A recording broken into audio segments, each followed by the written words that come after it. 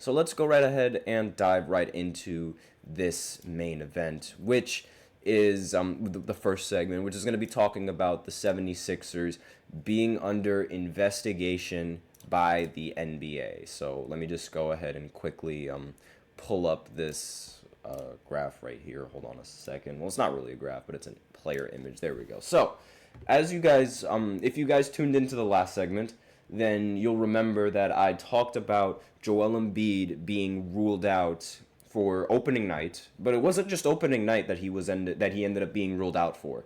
It was the entire week where he was going to be ruled out, and he just wouldn't be playing the entire week, which is honestly baffling to me. Like, at first it was just opening night, okay, I guess no big deal, but now it became the entire week just out of nowhere.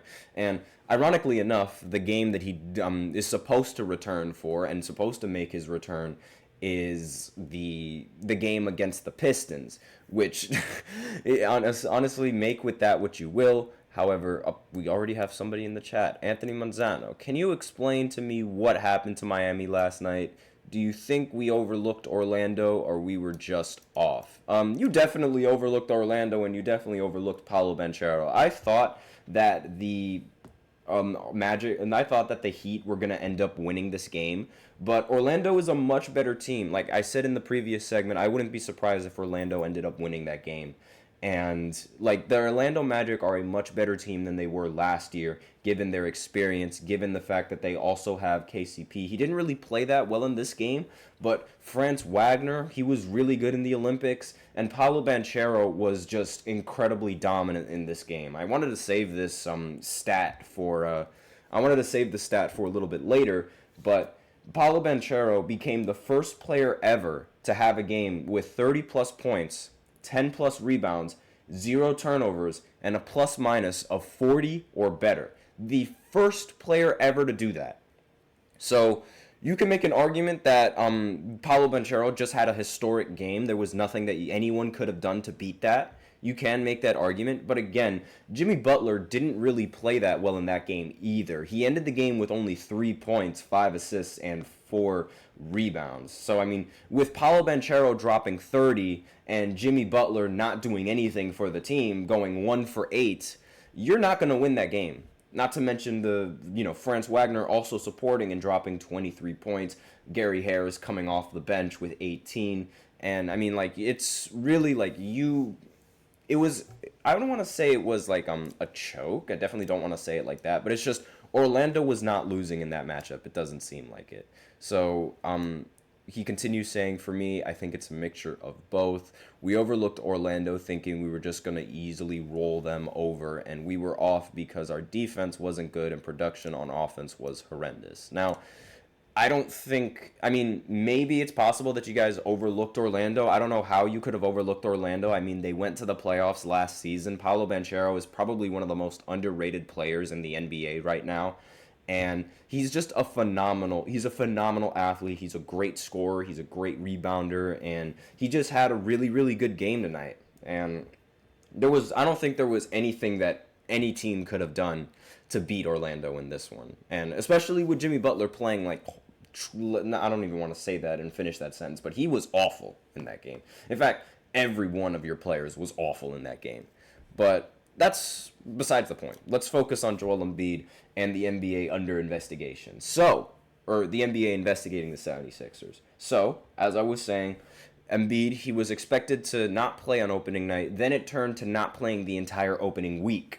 And that triggered the NBA to undergo an investigation under the 76ers surrounding the player and his participation. So Embiid did not play in the preseason for what the team called a left knee injury management, nor in Wednesday's season opener against the Milwaukee Bucks. I do see your comments. I'll talk about that a little bit later. I just want to get through this first. So he's scheduled to miss a few more games, and this is like it's not a normal thing to do. It's really not a normal thing to like say that, okay, I'm gonna miss opening night, and then out of nowhere say I'm gonna miss opening week. That's just not a normal thing to do. And he's going to miss 2 more games at the end of this week, and Friday against Toronto, along with Sunday against the Pacers. So, and it's odd because it's not like he's playing in back-to-back games, which is something that he said he wasn't going to do ever again. So, what on earth is this? I really don't know. Now, it's typical for the NBA to review a team anytime a superstar player misses a nationally televised game due to its player participation policy. Now, what exactly is a player participation policy, and what is their player participation policy, that you might ask? Well, the NBA, let's see, when did they issue this? They issued this in January 2024, I believe, or actually way before that. But they issued the policy is essentially that it's meant to ensure that every team has a fan favorite player on the court for every game. So, like, the NBA, it's going to issue its first team fine under a new rule implemented in the last season. So, it forces teams to justify the rest of any of its best players and doesn't allow for multiple healthy stars to sit out at the same time. It's part of that's their player policy. So, essentially, you got to make sure that you got a star, and if he's not going to be playing, you got to have a good reason why he's not going to be playing. So the NBA speculates that the 76ers don't really have a good reason why Joel Embiid is sitting out in these games, and now they're investigating them. And it is possible that the 76ers could end up getting fined for this, as previously the Brooklyn Nets ended up getting fined because one time last season they sat out who were the players that they sat out? They sat out Dinwiddie, they sat out Dorian Finney-Smith, Cam Johnson, and Nick Claxton in a game. And that, according to the NBA, that violated its player participation policy. So that's sort of like the spiel and how and how the player policy works. And do I think it's going to apply with Joel Embiid? I think that, yeah, I think maybe in the end of the day, the 76ers, it's very likely that they're going to get fined. And the 76ers said that Embiid is responding well to his individual plan and will ramp up his return to play activities this week, including going through scrimmages. But this is part of the new normal for Embiid. Like this, according to sources, there's a strategy to keep him healthy for the postseason, and the plan is expected to include periodic time off during the regular season and routine evaluations from doctors and the 76ers medical staff. Like, this is incredibly, I'm sorry, but it's like, this is absolutely ridiculous. Like, I don't even know where to begin with this, but, you know, I understand trying to keep Joel Embiid healthy, but periodic time off? Like, really? Like, you're really just going to let Joel Embiid not play in some games? Like, seriously, and periodically, what exactly does that mean? How many games is he just going to be sitting there and doing nothing? Like, really? I'm absolutely appalled by that the 76ers are allowing this.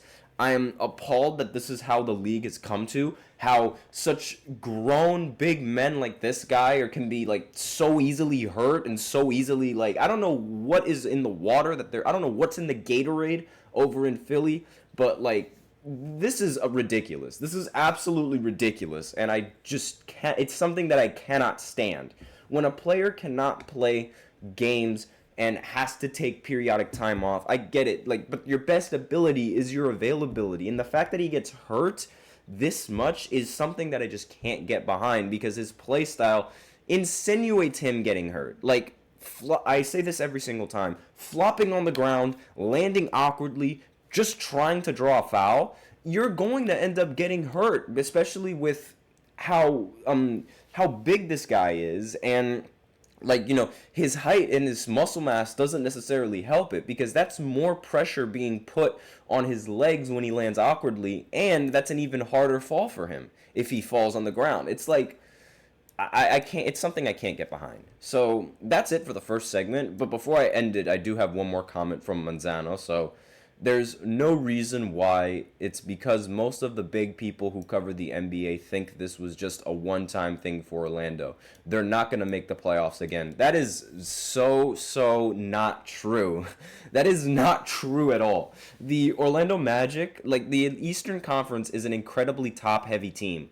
And the Orlando Magic are going to make the playoffs again. Like, they're going to be a team that makes the playoffs. Because please tell me, what team do you think could take their playoff spot? Because I guarantee you, it's like the teams that have already secured a playoff spot, the way that I see it, it's going to be the Boston Celtics, the Knicks, the Bucks, the Cavs, and I'm still lenient on the Pacers, but it's a possibility. And then that leaves one final spot. So it's most likely going to be the Orlando Magic because the Orlando Magic can stay healthy. The 76ers cannot stay healthy, as evidently proven in this previous segment. So the reality is that, yes, Orlando is going to make the playoffs again. I don't know why you think they're not going to make the playoffs. Again, Paolo Banchero is amazing. They made the playoffs last season, and the roster only got better.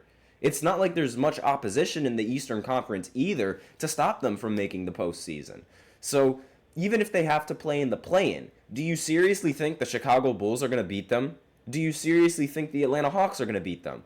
Do you think the Charlotte Hornets are going to beat them? Like, that's not happening. The Orlando Magic are making the playoffs. Like, that's not happening. So that's all that I really have to say in this first segment. Did not really expect to talk about Miami yet. I was hoping I'd save that for the season, well, not the game recap that I have planned, but that's besides the point. So now we're going to go ahead and go into the second segment where I talk about DeJounte Murray and the apparent injury that he suffered in the previous game. So I'll be right back after this short break. Be sure to stay tuned. I feel like I'm losing my mind. Is everybody in the world blind? Please, Lord, give me a sign, a sign. I feel like I'm losing my mind. Is everybody in the world blind? Please, Lord, give me a sign, a sign. I wanna be the greatest. Everybody on the fake shit. I look around and feel like everybody is the fakest. I make this every day and I'm impatient, hoping one day I blow up from the basement. Statement, the top is so vacant. I don't hear shit that I think is amazing. Waiting for my day when I'm playing sold out shows for 1,000 faces. Hey, give me that crown, get in my way and to be put down. It ain't your place, all this my town. If I want that shit, then I'll get it right now. I'm losing it, the noose it fits. I'm losing shit, a stupid myth. You choose to live or choose to dip. You choose to fight or lose your grip and lose a gift. Oh. I feel like I'm losing my mind. Is everybody in the world blind? Please, Lord, give me a sign, a sign. I feel like I'm losing my mind. Is everybody in the